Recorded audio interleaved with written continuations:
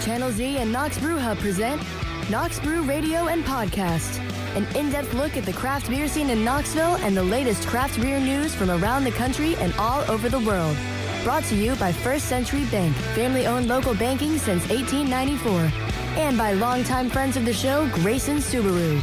Broadcasting live from the Hub in downtown Knoxville every Monday at 6 p.m. And now, kick back and crack one open with local beer's best friends, Zach Roskop and Stryker. Good evening, everyone, and welcome to Knox Brew Radio. We are recording, as always, live down here at Knox Brew Hub, just off of Market Square, 421 Union Avenue. My name is Zach, and as always, I'm joined by my wonderful co-hosts, Just Kevin and Ace. Hello, hello. Hey, thanks for being here, y'all. And we're always joined by our wonderful audience as well. So, hey, to everyone here hanging out with us, cheers. Yeah, we'll just go ahead and get our first I'll drink to that out of the way. Cheers, y'all. Hey. That's right. We do this live every Monday at 6. Join us. You can join us in two ways live. One way is on Channel Z Radio. Hopefully you're listening to that now. Or down here at the Hub. We always drink some beer, hang out, enjoy each other, and have a great time. I'm super excited about tonight's show. We have a lot of fun things planned. Some very special announcements. Like we always do about this time. Yeah, like true. And also, I want Candace to know, I think she'll be excited, that in 2 weeks, when we come back to our first official show in June after Memorial Day, our show intro will be updated to include Candace. Yes. I'm a part of the club. Thanks, guys. A full-fledged member. Right now, the intro says, your host, Zach Roskop, and Stryker. And me. And then Candace always over here under her breath goes, and me.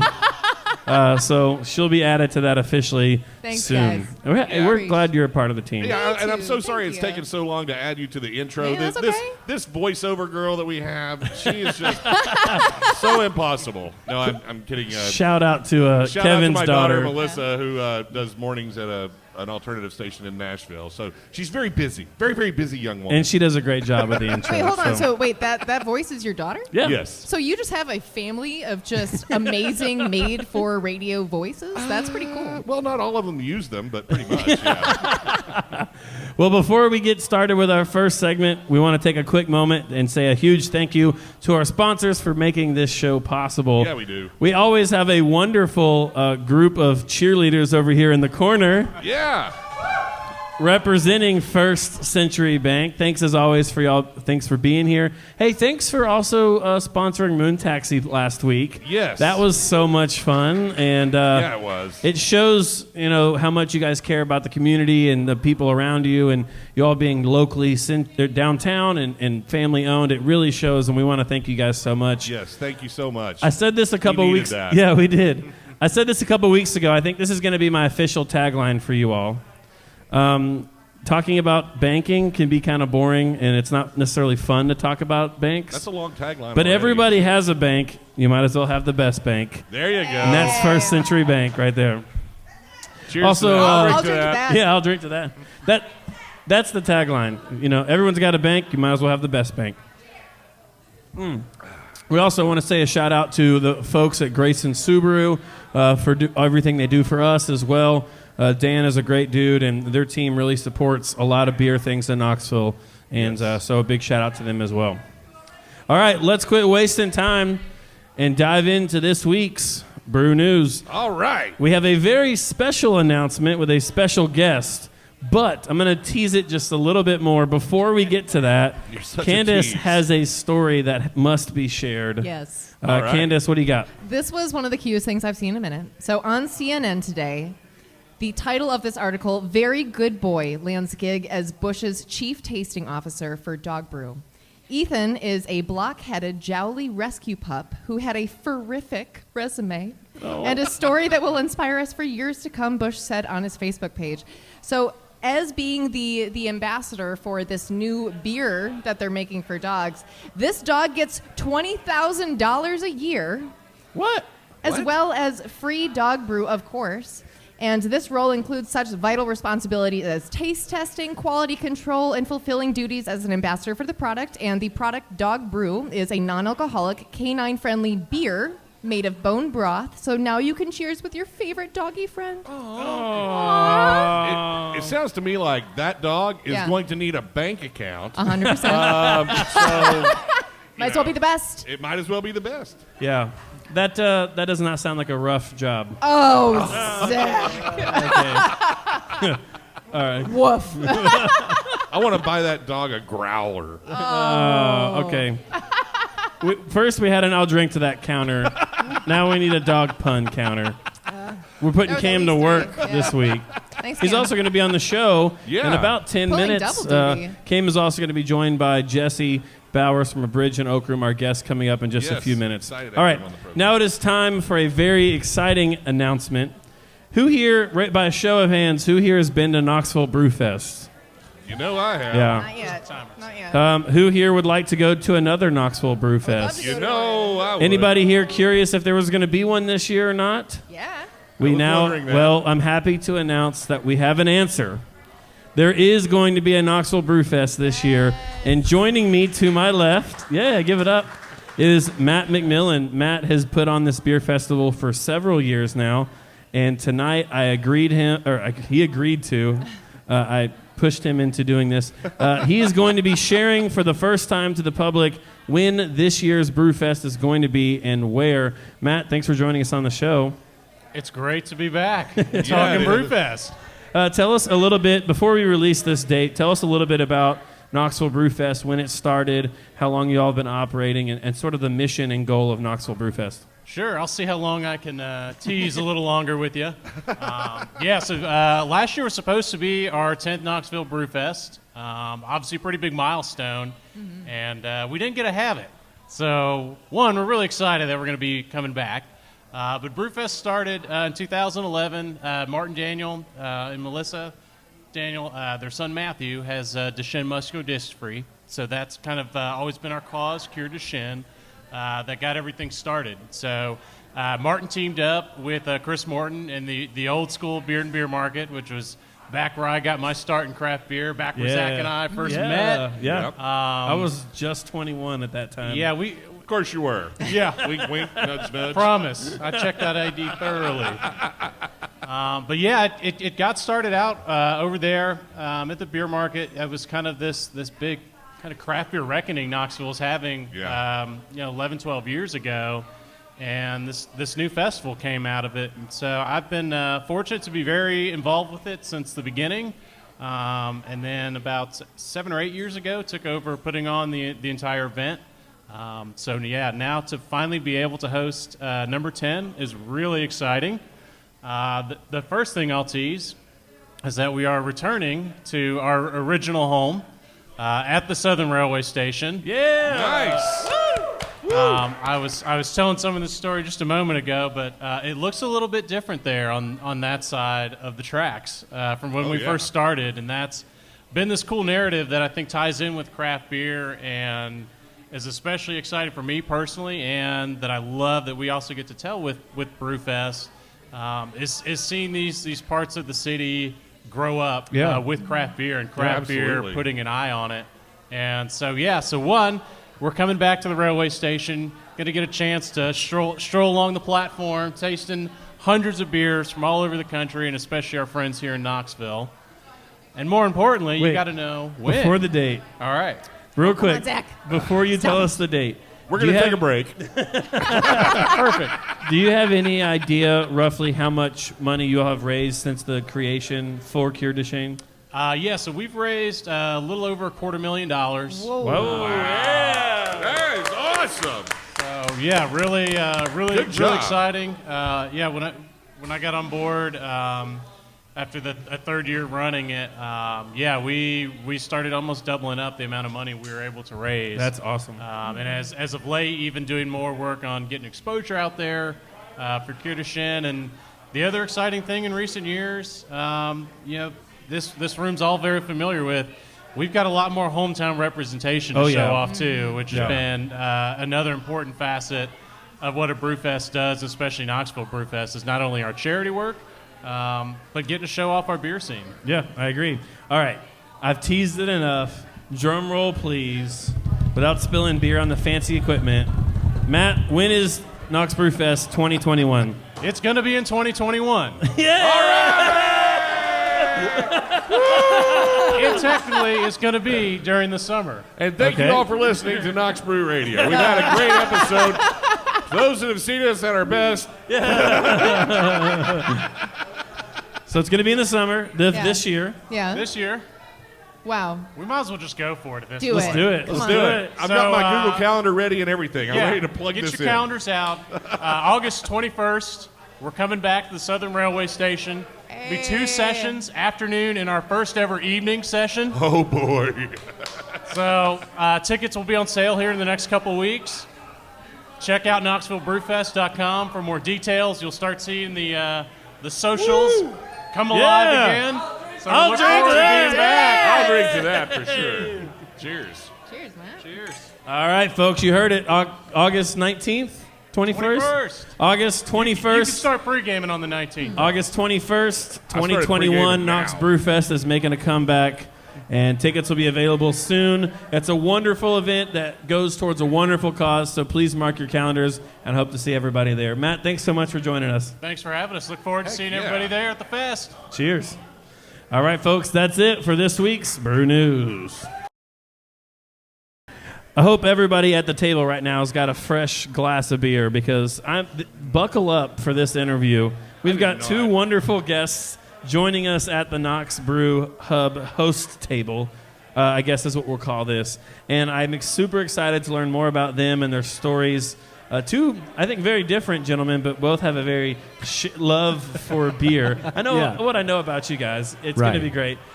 Directly to my left, the owner of A Bridge Beer Company and Oak Room, we have Jesse Bowers. Jesse, thanks for being on the show. Thank you for having me. Yeah. To let's just drink to A Bridge than the Oak Room. Yeah. And then to Jesse's left, he's been on every episode that we have had to date.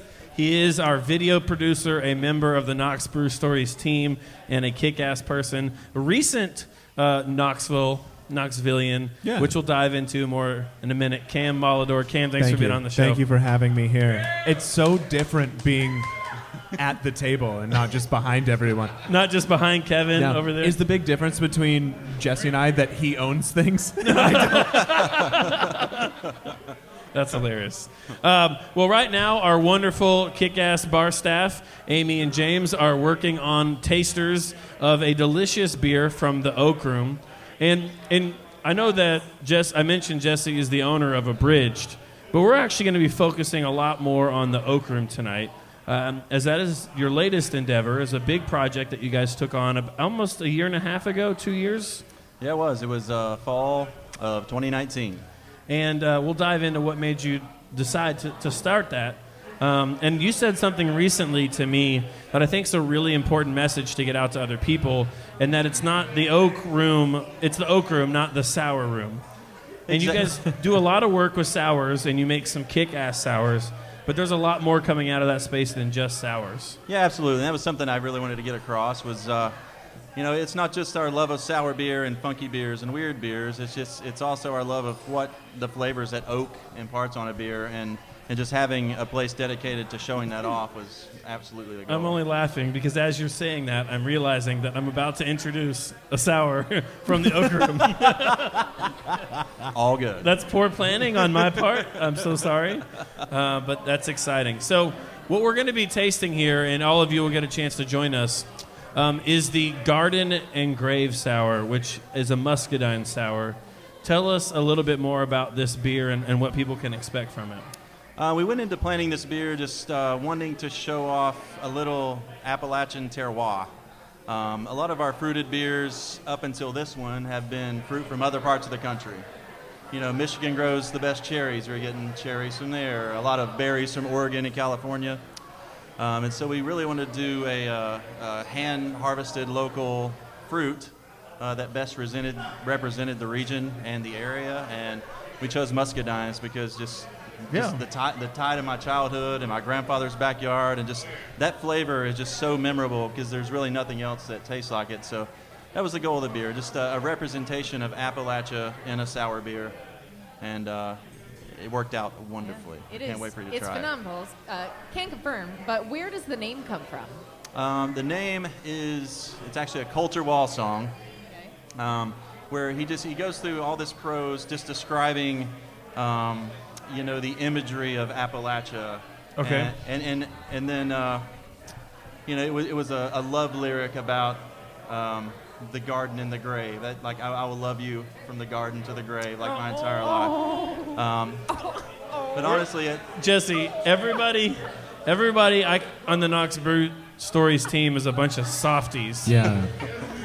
You can't pull that dagger out and just and- like expect us to sit here. So not only did we all just immediately go, oh, but literally I saw Cam, Candace, and Stryker and I all grab our hearts. Yeah. What barrel did you age this particular sour in? this would have been Pinot Noir wine. Pinot Noir wine? California wine. Nice. Yep. Well, let's dive into it. Hey, everybody here at the Hub, thanks for joining us, and let's drink this delicious taster. Cheers. To the Oak Room. All right, I do have a little tip for anyone who is never had a sour beer before. I highly recommend you take 2 sips. The first sip is going to shock your taste buds a little bit. The second sip, you're really going to actually get the flavors of what's in that beer. It's very important you have 2 sips. Also, it's sour. It's in the name, so expect that. I know how many times Candace and I on Brew Tour has been like, hey, everyone, this is a sour beer. And then someone will go, Oh my God, it's tart. oh my God, it's Why? tart. Yeah, that's the idea. Oh no. 2 sips is my number one recommendation, yeah. I haven't taken a sip yet. Let's do this. So Oh. when I tasted this, you were talking about things in like your grandparents' backyard and all these flavors, and it tastes like Appalachia. That is so foreign to me. I'm from the West Coast, so I don't get that nostalgic punch from it, but I want to get the nostalgic you punch taste- because this is so good. But do you taste the love? in it? Yeah. There's at least a heaping teaspoon, Yeah. tablespoon even of loving this. Yeah. So this is going to sound weird, and at first it may sound offensive, but it's a compliment. I've had a lot of really, really crappy muscadine wines, and Absolutely. so this is triggering that part of my brain a little bit. But then that nostalgia of growing up here, but then it tastes 1,000 times better than any muscadine wine I've ever had. Right. Thank you. It is a kick-ass sour.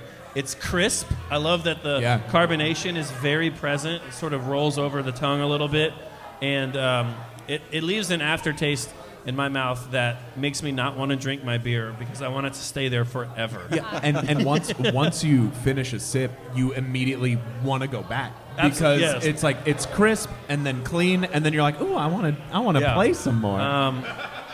I told our wonderful staff here at the Hub to do a 2-ounce taster because it's a lot goes into this beer, Right. and it's not cheap. I regret that telling him to do that because I want 2 more ounces of it immediately. So well done, Jesse. Well, Well thank done. you so much. Way to Thank go, you. man. So to talk about the Oak Room, we need to talk a little bit about Abridged. Absolutely. Because it led you to the Oak Room. Absolutely. So give us the quick version of pre-abridged Jesse. What led to starting a brewery, and then ultimately what inspired you to start an expansion into an Oak Room, to the Oak Room. Yeah, absolutely. I started my career out of college as a golf course assistant superintendent, which essentially means I run the grounds crew that took care of the golf course. Had a plant science degree from UT, really into the sciences, and then a good buddy of mine, Jordan, our birthdays are really close. So for years and years, we would plan a trip to Asheville and go around to all these cool craft breweries, Yeah. really, really exotic at the time. And we would just drink beer. we go back year after year, and we would do tours. I would get more interested in it, and the science behind how the beer was made just absolutely fascinated me. Tried it on the stove at home. It was drinkable, and then just down the rabbit hole I went. The kind of the classic story, but I became super obsessed with it, and any home brewer that doesn't say they have thought about opening a brewery is lying. Lying, yeah. They are. And so, it's just in the back of my mind forever. And as soon as I knew I wanted to start doing my own thing a little bit more, a business of some sorts. I tried the turf maintenance thing, the lawn care thing, a few different ideas, but I just realized my real passion was in beer, of all things. And I'm sure my family thought I was crazy. My wife thought I was a little crazy. But, I planned a little bit every day and just went for it and dove right in. So when did Abridged open? We opened in August of 2017. And how long did it take before you got the crazy idea to open a second location and fill it full of whiskey and wine barrels and to age beer? Honestly, I would say the Oak Room was the original idea. Yeah, I did not know that. Yeah. Oh, I'll drink to that. Yeah. Yeah, cheers. Cheers. So the Oak Room was the original idea. Yeah, I want to clink it. That's fascinating. I did not know that. And so what was the vision for that space? It was pretty much exactly like it is now. I was terrified of the niche-y, sour beer thing. Would people like it? Would they not like it? I wasn't real sure. I was a little scared. So I kind of embraced more, of my other side. Super drinkable beers, great food, family-friendly atmosphere, and just like a cool place to come together and everyone just hang out and have a good time. I got lager beers, yacht rock, and high fives at Abridged. But there was another side of my beer passion that was more swirling the glass and really talking and diving deep into the beer, and like barrel-aged sour beers was really... And you felt like you needed to capture that in a different space as well. Yeah, exactly. And that we started doing sours even before we opened, barrel-aging them. We released a couple at the brew pub, and I was like, it's not really the frame to display the art that I envisioned. So immediately we were looking for a space to age the beer, serve the beer, and showcase it a little bit more romantically. Romantic AF, might I add. And the space is definitely date night. And something I want to say too, Jesse, that I really commend you guys is you all created a successful brewery, and Abridged was rocking and rolling. And I think a lot of business owners, when they sort of catch lightning in a bottle, their temptation is to just recreate it somewhere else, and you didn't do that. You decided to create something new and something different. Right. And and so if I was a family man, I might not take my family to the Oak Room. I'd take them. I mean, it is family friendly at the Oak Room. Right. But my kid would probably enjoy himself or herself more at Abridged. Exactly. Yes. And so the fact that you did that with intention and that you went for a different space, a different meaning, a different intent, I love it. I think you did a great job. Thank you. I didn't word that well at all, but you. No, I got it. I also was like, you have a kid, but then I remember you have fur baby, so if you want to bring the Bush beer, so we can bring. Yeah, the fur baby. Yeah. So Cam, I want to share really quickly how Cam and I met. Yeah, it's special. And then I have a story as well because it actually ties it all Everything together. Yeah. So Cam was at Knox Brew Hub one night. It was during an emo happy hour. Yeah. And we were over here at the end of the bar, and he walks up and he says, "Hi, I just moved here from California, and because of COVID, I don't have any friends. Will you guys be my friends?" Get to the point. And the answer was a very quick yes. And that's how you get to become employed by Knox Brew Stories. He technically, in a weird way, Cam is kind of like Knox Brew Stories employee number one. Yeah. And so Cam and I got to talking, and I shared with him a little bit of the vision for this. He's got a background in videography, and he came on board on our team and was involved since day one. Before we get into all that, Cam, what caused you to move from California to Knoxville? Tell us about pre-Knoxville Cam. Right. So pre-Knoxville Cam, I was working at an all-boys Catholic high school in Southern California, and it is exactly as you would imagine it to be. And so I decided to try and look for a professorship. All I've ever wanted to do is be a college professor. I had my master's degree. I was like, I can do this. And no one hired me. And then I was talking to my partner, Corey, who's actually working the video board right now. Hey, shout out to Corey. Yeah. I'll drink to that. Which is amazing. And I was like, is there any place, it was during COVID, I was like, is there any place that you would want to move if I were to get a professorship somewhere? Because I was applying all over the nation. And she said, well, my sister lives in Franklin, Tennessee, so if I move somewhere where I'm close to some of my family, I'll be happy. Oh. And I started looking at places in Tennessee. And I didn't know anybody out here. And I got the call from South College where I work, and they were like, hey, do you want to be in charge of all of the film program? And I was like, yeah. Oh my! And then like my entire like imposter syndrome like started working. I was like, yeah, I'll be in charge. And I was sitting there, I was like, I don't know what the hell to do, man. Like I have no idea. But flash forward to I got hired, and 7 days later, Corey and I were in my Subaru driving cross country. We had that quick of a turnaround. Was that your first time in Tennessee? Yeah. I had never been state-wise besides like an airport past Arizona. So let me ask you this. This is a hot take question here. Yeah. What is one stereotype about Tennessee that has been true? Okay. And one stereotype about Tennessee that has been untrue since you moved here? Okay. Stereotype. Oh.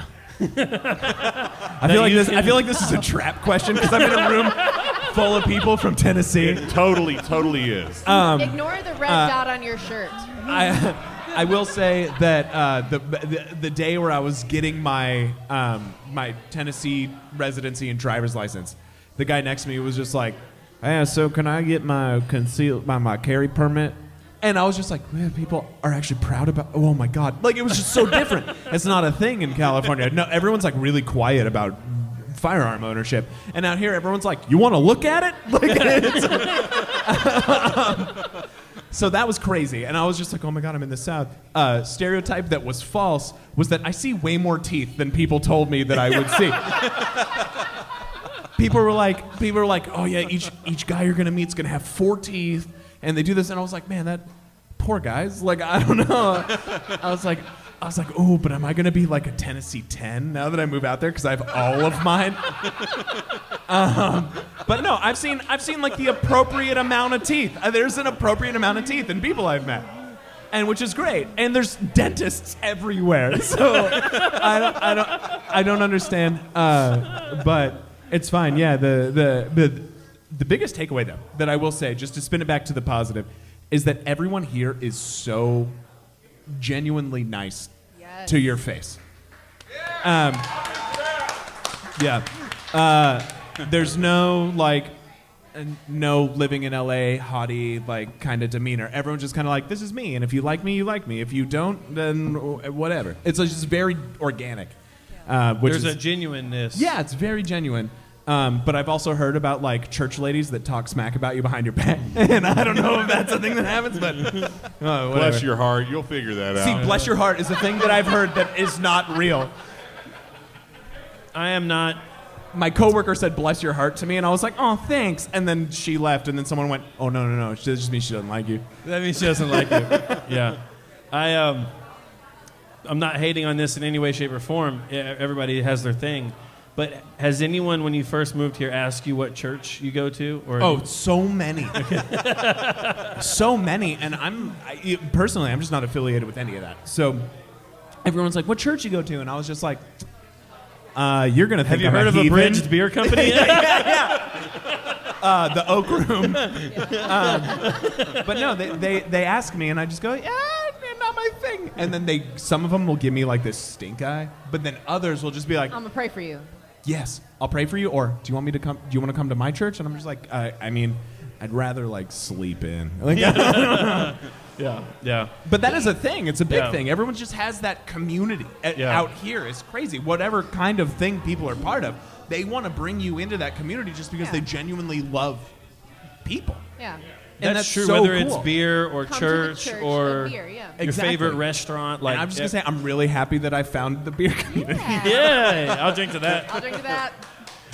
And I will say, so how it all ties in. Yeah. So I was serving at a Bridge. It was actually my last week there this week. So thank you for giving me a home for the past week. I know. It's very bittersweet. But I walked up to a table, and there was a gentleman sitting there, and we got to chatting, and I found out that he was not from Knoxville. So the whole welcome to Knoxville. We're happy to have you. I wanted to give you the same experience that I got when I moved here. And turns out that he moved from my hometown. I was born in Valencia, California. Yeah, which is where I'm moved from. to Valencia. Oh. So we immediately started chatting, found Yeah. out that he worked at South College, which is right around the corner from where I live. And I'm Right. like, okay, well, awesome, welcome, look forward to seeing you. And I was here, it was a Monday night after the show, and I was sitting down at the end of the bar with my friends, and this guy walks up and says, hi, we just moved and we don't know anyone, can we be friends? I turn around, I'm like, yeah, of course. You! I know that guy. I know that guy. Yeah, Wow. Look at and that. I had originally seen you only like the top half of your face Yeah. because you were masked. And I was sitting with a guy that I ended up firing that evening, which is amazing that I have that power. I love it. But I ended up getting this guy fired. I hate it. Not that you have that power, that I have that power. Yeah. And Yeah. so I had that, and I walk up, and I just recognized the top half of Candace's face. And she was like, you're from a bridge. And I was like, "Where? I still don't know the names of anything. Like, where was that? But she was like, same hometown. And I was like, oh, shit, yeah, that's you. Like, I awesome. love that. That's Yeah. awesome. Yeah. Beer, bringing people together. So, Jesse, you mentioned that for you all, a big part of your beer journey was visiting Asheville. And so this is a question for both of you in two different ways. Okay. How do you feel like Knoxville has changed in comparison to Asheville over the last 5, 6, 7 years? You know, what drew you there, and what are some of those things that you're seeing here in Knoxville now? And on that same vein, Cam, you know, you were very involved in the beer community in California. Yeah. I'd love to know what your perspective of Knoxville beer is. And I always get nervous about doing like comparisons. Right. So it's not like, is it better, worse, No. whatever. Just sort of exploring some of the things that you've noticed and observed that have changed over time for you in comparing Knoxville to California. Right. I think that's fair. Well, I think it's a little hard to compare the two for me because the way I was experiencing Asheville, in the brew scene, the restaurant scene, everything was, I wasn't a part of it at all. He was just a consumer. Yeah, I was just kind of on the outside looking in, and I loved how there were little tiny places opening along, larger projects, and there was a little bit of everything, and it seemed like every place that opened up had, something you could go home and talk about, whether it was like their place, their people, their vibe, their beer. Everyone was kind of carving out their own little niche, and I feel like now in modern day Knoxville beer, I mean, I can see that happening every day, and it happens more and more. It was sort of a race to get open, and we all have breweries, but they slowly over time become more of a part of the people who own them and patronize them, and they all just develop such a cool, unique, interesting vibe. Like this is a weird analogy, but I like to think of Knoxville's breweries as like a box of crayons, and each crayon is a different color. And it's like, if you need red, then there's only the red crayon. And if you need blue, there's only a blue. Like, we have breweries where it's like, okay, if you want a bite to eat in this type of beer in this environment, that's where there's a brewery for that. And it's like each brewery is so different. I mean, Crafty Bastard Brewery and Balter Beer Works are both technically breweries. They couldn't be any more opposite as far as how they're doing things. And they're both great, and they're both unique. And it's fun to see that in Knoxville we've got such uniqueness amongst our breweries. To play off the crayon thing, I would say that out here in Knoxville, it's like that really fancy box of Crayolas that like the rich kid had in school. With that the had, sharpener? Yeah, with the crayon sharpener. And the thing is that like Knoxville breweries all have that sharpener. So like you get your specific color that you want, but it's always on Always a sharp one. terrible pun. But it's not. At least it's not a stupid dog pun. I love puns. Do we need to pause? Yeah, we need to Oh. pause. We could just sit and stay. I have no bone to pick about it. But for real, that's what I imagine. It's because everything has their specific thing that they excel at. And it's the same as having a sharpened crayon, right? Like, and you can pull that out of the box and you know it's going to work for you. I mean, it's kind of a bad analogy, but whenever a new brewery would open in town, somebody would say to me, do we need another brewery? And I'd be like, you're putting all the breweries in the same box. Yeah. Chick-fil-A and Taco Bell are both fast food restaurants, but they couldn't be any more opposite. True. It's not like we're opening up a 10th burger restaurant. We're opening up a 10th fast food restaurant that's completely different than the previous one. And that's, that's just my opinion. Also, last little soapbox here, and that is, have you ever met an ex-craft beer drinker? No. It's not a fad or a trend. No. It is an evolution of a lifestyle that is something you don't go back from. I know people who stop drinking, but they don't say, no, I don't want Jesse's excellent lager that they worked hard over with excellent ingredients to support my neighbors. Toss me that Miller Lite instead. Right. That doesn't happen. Now, I'll still drink a Miller Lite. But that's, I'm not going to go buy it necessarily. But right. That's just not something you go backwards from. I'll buy Jesse's beer. And I know I sound a little dramatic, but that's just who I am. When you choose to drink a local pint of beer, I want you to imagine looking across the street from your house at a neighbor's house and seeing a family sitting down at a table to eat dinner. That person that is providing that meal, that cooked that meal, could be someone whose income is directly related to a local brewery. Yeah. And when you choose to drink local, you're putting food on that family's table. I'll drink to that. And that is, Absolutely. yeah, well, too. Cheers. Wow. And that's the same, and that could be the owner, the manager, the bartender, the kitchen staff, the janitor, the beer delivery person. Exactly, And so it means a lot to me. Yeah. And So I love that. I think you tiptoe a little more into this topic every week, and you're getting deeper and deeper. Yeah. And the latest rendition is amazing. yeah, exactly. I would say, appreciate that. what were you going to say?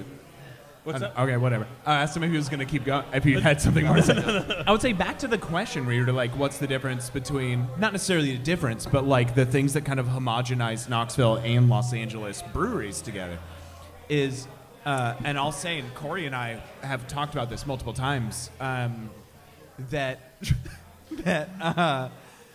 the first time we walked... It's really quick. It Yeah. sounded like a bunch of beer just hit the floor, and I looked down, and it was the Velcro on your sandals. Oh, yeah. It's also the pee-pee in my pants. So go ahead.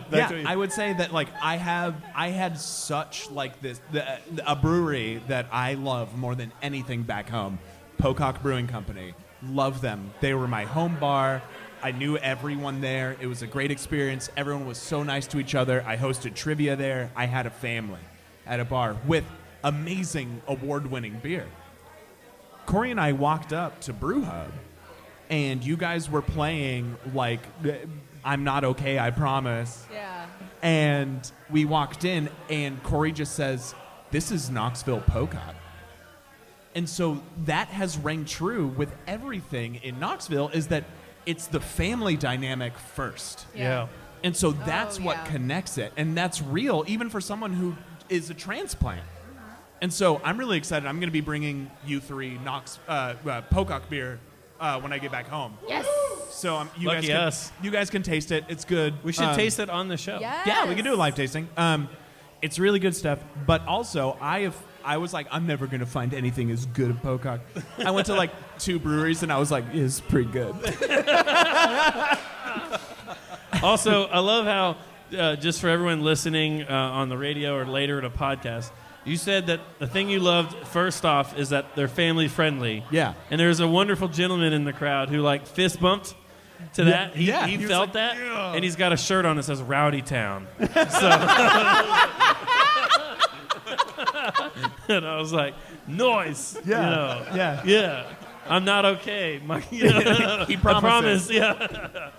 All right. Before the show, we reached out to our audience to ask if they had any questions. It looks like Candace has a few in the queue over here. Candace, let's dive into our questions from the audience. I've got to say thank you to our audience today, because these today really made me giggle. But this one, I think, Jesse, will make you laugh. Whew. Yeah, I hope so too. Since it is a bridged burger company, which burger of the month is your favorite? All right, we got to dive into this just a Gotta, little yeah. bit. So you all make wonderful beer, and you've been a kick-ass brewery. But you guys have also made it quite the scene as some Best burger excellent in food. Knoxville. Absolutely, I will not deny it ever. And you guys have a great burger. So the joke here, and Cam may not know, Oh, I know. It was pitched to me as the best burger in town, and you should go. And then I met Candace. okay, Yep. perfect. So you guys have kick-ass burgers. And so to poke fun at yourself a little bit, you guys made a shirt that said Abridged Beer Company, but someone crossed out beer and wrote burger. Funny. Well done. Absolutely. That was fun. So, what's your favorite burger of the month you guys have ever had?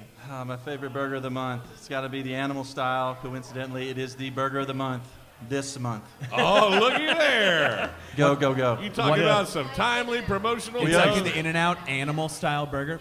Babe, do you Yes. hear that? Yeah. Tell us about it. Well, we open tomorrow at 4. Do you want a Californian to taste Perfect. test it for you? I mean, it was inspired by a certain famous California fast food restaurant. I've been there a couple times. Yes. The highlight of the burger is this house-made Thousand Island inspired sauce, pickles, tomato, shredded lettuce, cheese. So, one thing I will say, though, about your amazing burger, and I'm thankful for it, Jesse, at Knox Brew Tours, we try to use a bus and education to get people into craft beer. You guys are using a burger. Absolutely. Because how many people are coming there for a burger, and you're exposing them and opening them to a world that they may not know? And so a lot of times we try to find gateway beers. Turns out this whole time we've been doing it wrong. We just needed a gateway burger. I really like that. Yeah. It's hard to see stuff like that when you're in it. Yeah, I appreciate that. Think about how many people think about the idea that when I say to somebody, "What's the beginning of your craft beer story?" Their answer could be the burger at Abridged. Yeah, totally. Awesome. And I just want to back everybody else's opinion up on this. It was far more than a clever marketing T-shirt. I moderate a very popular Facebook page about Knoxville eating, let's just say. And every so often, someone will post, "Where can I get the best burger in Knoxville?" And there are a few names that are always, in contention. Yours is always one of the, top 3 suggestions out there. And I think that is phenomenal for a brewery. Thank you. To be in that conversation. So Wouldn't it be super kudos funny to if that. he just hated burgers? And we're just applauding all the This reminds me of my good buddies Kent and Garrett at Born and Raised Productions, who love to put on live shows. Right. But most of the time they get called, it's for silent discos. And they're like, if someone calls me for one more silent disco, it's gonna be terrible. But we all have that, it happens. Sometimes we have accidental flagships where, I know, for example, our friends at Yeehaw, they thought the Dunkel was going to be their 5th selling beer. Right. And now it's their number 1 selling beer, and they have 6 fermenters dedicated to only Dunkel, which is crazy. Wow. That is crazy. We don't really know what, and this is, we don't have to dive into this because Candace has more questions, but I know from talking to you that 2 weeks before opening, burger wasn't even on the menu. It legit was not even on the menu. That's hard to imagine. Yeah. I know Chef had been stewing on it for months leading up to it, and then eventually he came up and we looked at each other and he's like, we're gonna have to do a burger, right? All right, Candace, what's next? All right, like I said, these were along the silly lines this week, but a question for everyone at the table. Is a hot dog a sandwich, yes or no? Okay. No. Hot take. It's a taco. It's absolutely a taco. Well, hang on. That's a whole other layer I haven't considered. It's a hot dog. It's a hot dog. It is. It's meat between bread. I would say sandwich. But it's resting in bread. It's not between. Between like a implies hero. two All right. separate slices. Hot topic here. Let's poll the audience. All right. Question for the audience here. You have 3 options.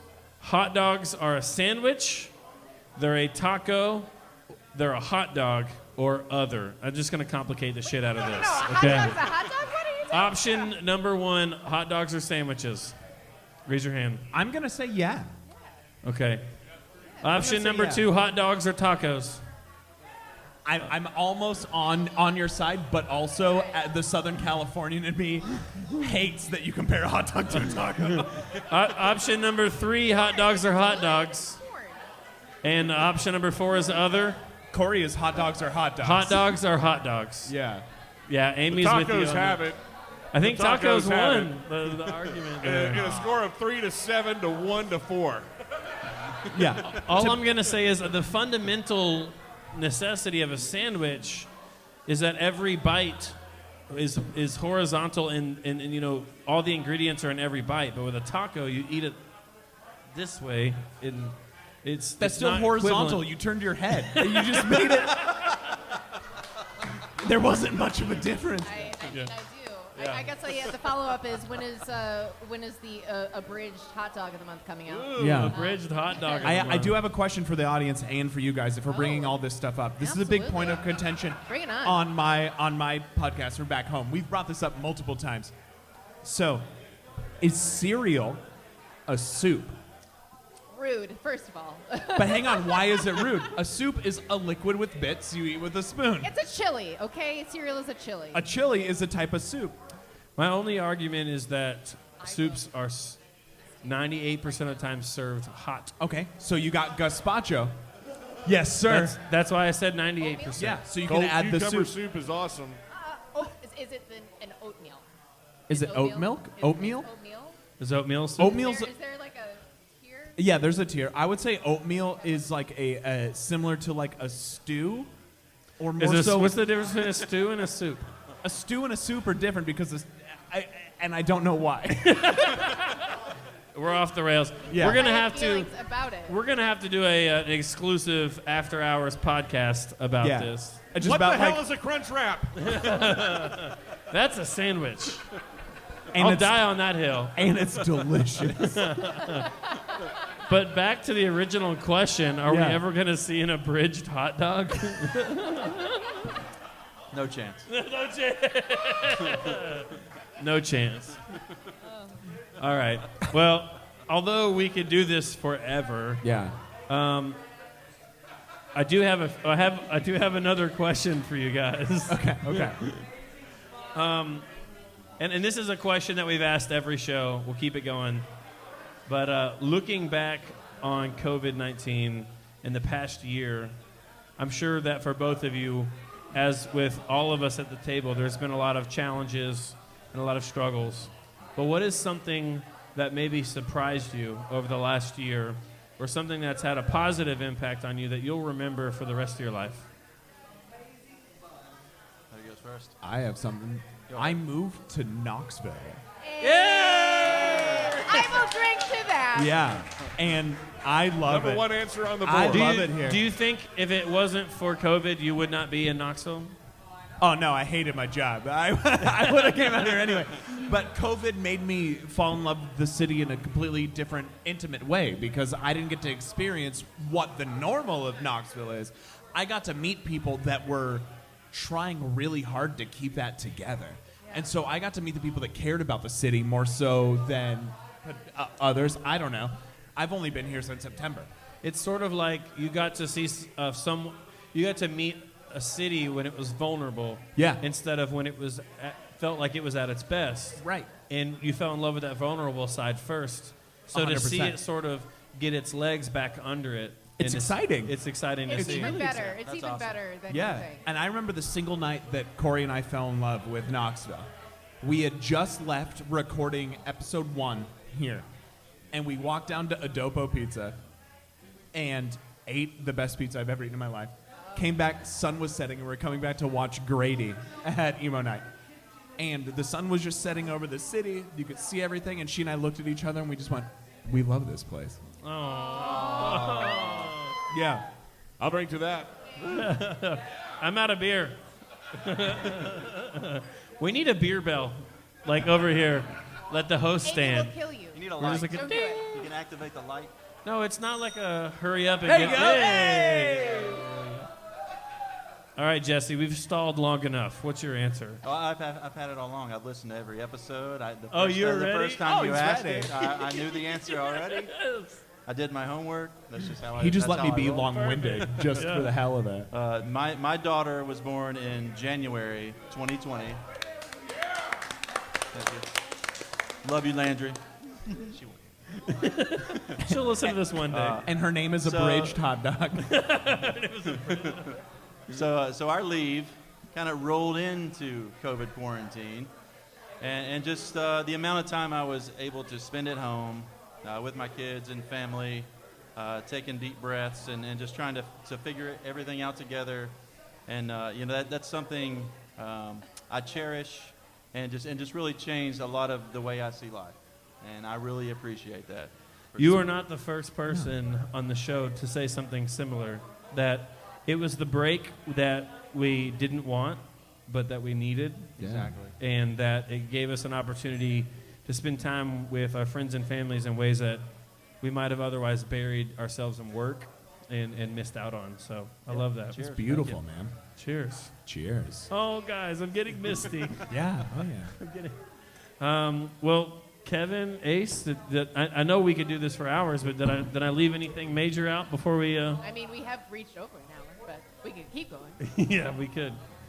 Jesse, Cam, thanks so much Thank you, Zach. for being here. Cam, thank you for your hard work every week on this show. Thanks, brother. If you haven't gotten a chance yet, go to YouTube and type in Knox Brews Stories.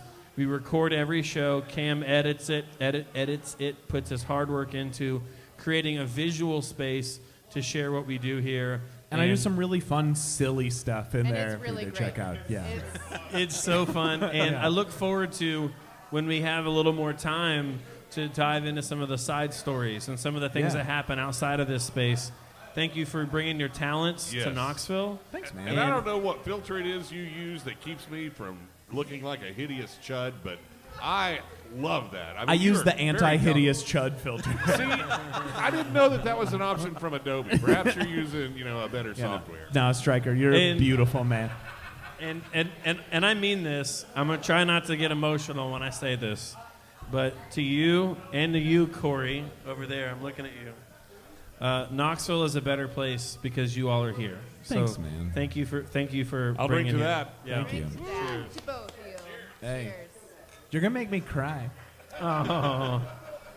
Jesse, I'm thankful for you and that you had a dream and you went for it and you took the risk and you followed it and you've done a kick-ass job. Knoxville's better because of the bridge and the Oak Room, and whatever the future holds for you all, I'm excited to see what that looks like and to be a part of it. Wow, thank you, Zach. And I am enormously grateful to you, Jesse. And I know that I am speaking on behalf of the staff at A Bridge, that you have really created an amazing space for everyone to feel welcome, and that includes your staff. Oh, thank you so So much. we all appreciate that you've given us a home. Thank you for giving me a home for the past 3 years. Thank you for taking a chance on someone who just moved from Wisconsin, and thank you for giving me a home. It means a lot to me. Thank you. Guys, after this show is Emo Sappy Hour.